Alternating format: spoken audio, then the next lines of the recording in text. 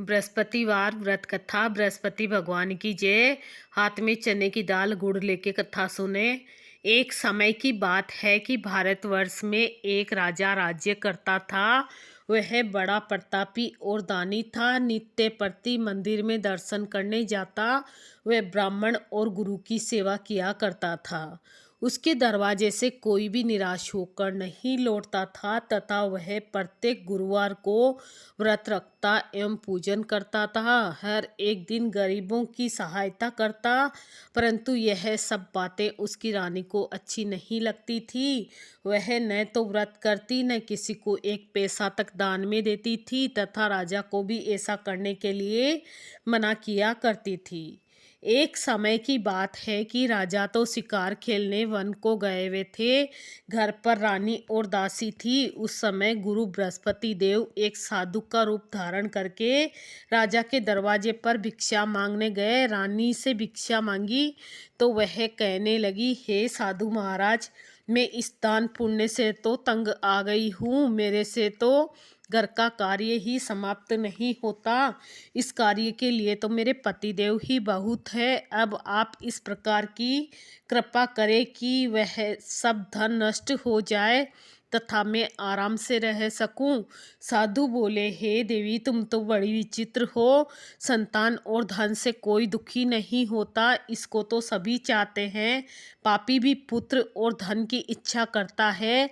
अगर आपके पास धन अधिक है तो भूखे मनुष्यों को भोजन कराओ, प्याऊ लगवाओ, ब्राह्मणों को दान दो, धर्मशाला बनवाओ, कुआं, तालाब, बावड़ी, बाग बगीचा आदि का निर्माण करवाओ तथा निर्धन मनुष्यों की कुंवारी कन्याओं का विवाह कराओ और अनेक को यज्ञादि धर्म करो।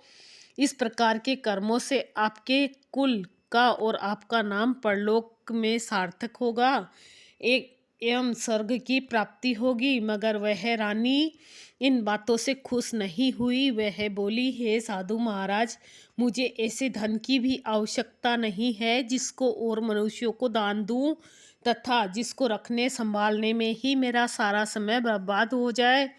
साधु ने कहा, हे देवी, तुम्हारी ऐसी इच्छा है तो ऐसा ही होगा। मैं तुम्हें बताता हूँ, वैसा ही करना। बृहस्पतिवार के दिन घर को गोबर से लीपना, अपने केसों को धोना, केसों को धोते हुए स्नान करना, राजा से कहना वह हजामत करवाएं, भोजन में मांस मदिरा खाना, कपड़ा धोबी के यहाँ धुलने डालना। इस प्रकार 7 बृहस्पतिवार करने से तुम्हारा सब धन नष्ट हो जाएगा। यह कहकर वह साधु महाराज वहाँ से अंतर्ध्यान हो गए। रानी ने साधु के कहने के अनुसार वैसा ही किया। 3 बृहस्पतिवार ही बीते थे कि उसका समस्त धन नष्ट हो गया और भोजन के लिए भी दोनों समय परिवार तरसने लगा तथा सांसारिक भोगों से दुखी रहने लगे। तब वह राजा रानी से कहने लगा कि रानी, तुम यहाँ पर रहो, मैं दूसरे देश को जाऊँ, क्योंकि यहाँ पर सभी मनुष्य मुझे जानते हैं, इसलिए कोई कार्य भी नहीं कर सकता। देश चोरी परदेश भी बराबर है। ऐसा कहकर राजा परदेश चला गया। वहाँ जंगल में जाता और लकड़ी काट कर लाता और शहर में बेचता। इस तरह जीवन व्यतीत करने लगा। इधर राजा के घर रानी और दासी दुखी रहने लगी। किसी दिन भोजन मिलता और किसी दिन जल पीकर ही रह जाती। एक समय रानी और दासी को 7 रोज बिना भोजन के व्यतीत हो गए तो रानी ने अपनी दासी से कहा, हे दासी, यहाँ पास ही की नगर में मेरी बहन रहती है। वह बड़ी धनवान है।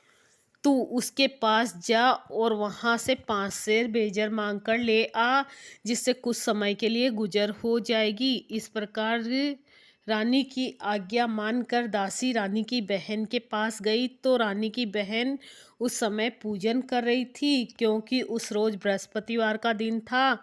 जब दासी ने रानी की बहन को देखा और उससे बोली, हे रानी, मुझे तुम्हारी बहन ने भेजा है, मेरे लिए 5 सेर बेजर दे दो।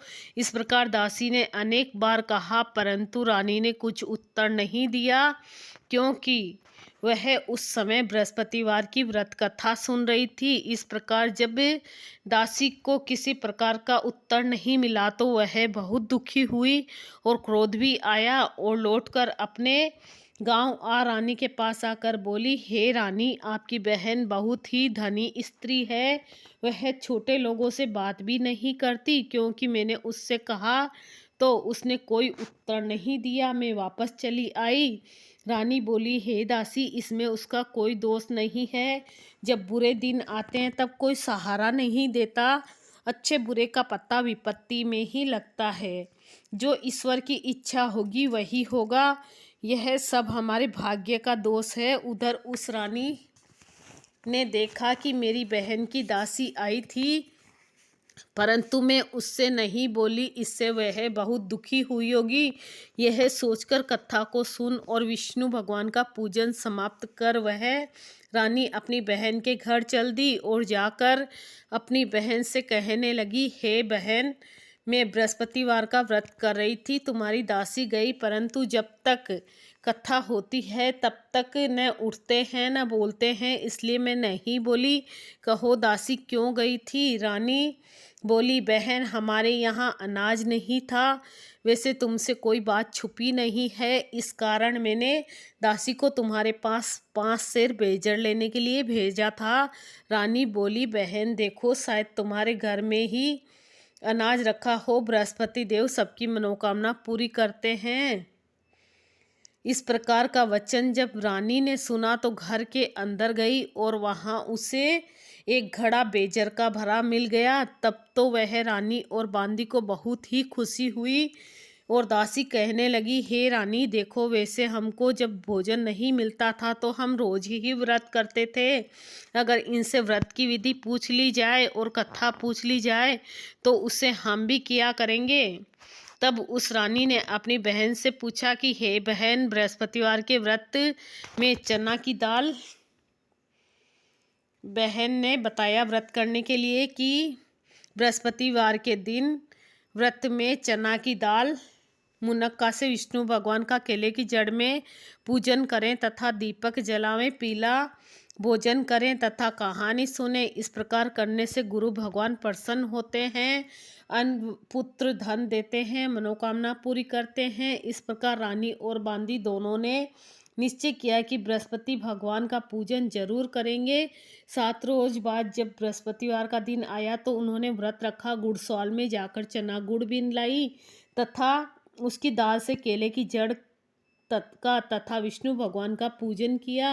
अब भोजन कहाँ से आवे? बेचारी बड़ी दुखी थी, परंतु उन्होंने व्रत किया था, इस कारण गुरु भगवान प्रसन्न थे। 2 थालों में सुंदर पीला भोजन लेकर आए और दासी को देकर बोले, हे दासी, ये तुम्हारे और रानी के लिए भोजन है, तुम दोनों करना। दासी भोजन पाकर बड़ी प्रसन्न हुई और रानी से बोली, चलो रानी जी, भोजन कर लो। रानी को इस विषय में कुछ पता नहीं था, इसलिए वह दासी से बोली, तुम ही भोजन करो, क्योंकि तू हमारी व्यर्थ में हंसी उड़ाती हो। दासी बोली, एक महात्मा भोजन दे गया है।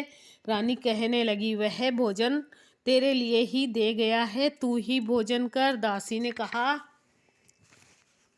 वह महात्मा हम दोनों को 2 थालों में भोजन दे गया है, इसलिए हम और तुम दोनों साथ साथ भोजन करेंगी। इस प्रकार रानी और बांदी दोनों ने गुरु भगवान को नमस्कार कर भोजन प्रारंभ किया तथा अब वह प्रत्येक बृहस्पतिवार को गुरु भगवान का व्रत और विष्णु भगवान का पूजन करने लगी।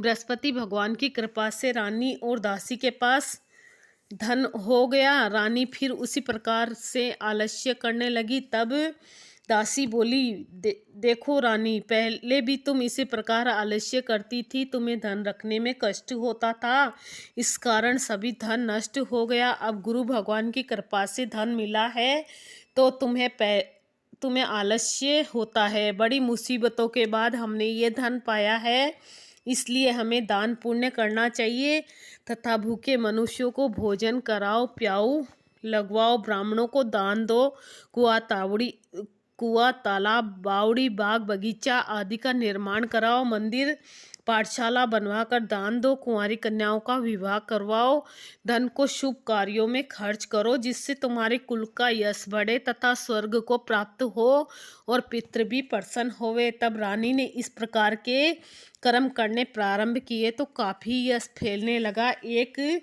दिन रानी और दासी ने विचार करने लगी, न जाने राजा किस दशा में होंगे, उनकी कोई खबर खोज नहीं है।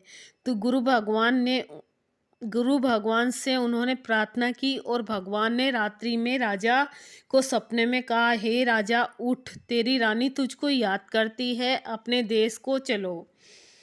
राजा प्रातःकाल उठा और विचार करने लगा, स्त्री जाति खाने और पहनने की ही संगीन होती है, पर भगवान की आज्ञा मानकर वह अपने नगर के लिए चलने को तैयार हुआ। इससे पूर्व जब राजा परदेश चला गया था तो परदेश में दुखी रहने लगा।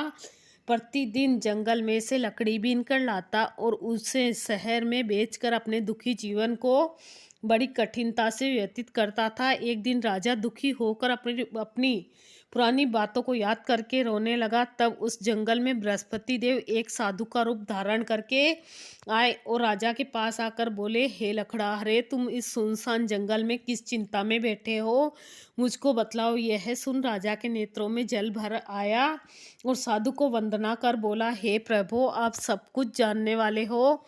इतना कहकर साधु को अपनी संपूर्ण कहानी सुना दी। महात्मा दयालु होते हैं। वे राजा से बोले, हे राजा, तुम्हारी स्त्री ने बृहस्पति देव का अपराध किया था, इस कारण तुम्हारी ये दशा हुई। अब तुम किसी बात की चिंता मत करो, भगवान तुम्हें पहले से अधिक धन देगा। देखो, तुम्हारी स्त्री ने बृहस्पतिवार का व्रत प्रारंभ कर दिया है और तुम भी मेरा कहना मानकर बृहस्पतिवार को व्रत करके चने की दाल गुड़ जल के लोटे में डालकर केले का पूजन करो, फिर कथा कहो और सुनो, भगवान तुम्हारी सब मनोकामनाएं पूरी करेंगे। साधु को प्रसन्न देखकर राजा बोला, हे प्रभु, मुझे लकड़ी बेचकर इतना पैसा नहीं मिलता जिससे भोजन करने के उपरांत कुछ बचा सकूं। मैंने रात्रि में भी अपनी रानी को व्याकुल देखा है, मेरे पास कुछ भी नहीं जिससे उसकी खबर मंगा सकूं, और फिर मैं कौन सी कहानी कहूँ, ये मुझे कुछ भी मालूम नहीं है। साधु ने कहा, हे राजा, तुम किसी बात की चिंता मत करो। बृहस्पतिवार के दिन तुम रोजाना की तरह लकड़ियां लेकर शहर को जाओ, तुमको रोज से दुगना धन प्राप्त होगा, जिससे तुम भली भांति भोजन कर लोगे तथा बृहस्पति देव की पूजा का सामान भी आ जाएगा। बृहस्पति देव की कहानी ये आगे सुनाऊंगी मैं। बृहस्पतिवार की कहानी, ये भी कथा है बृहस्पतिवार की। जय श्री कृष्ण।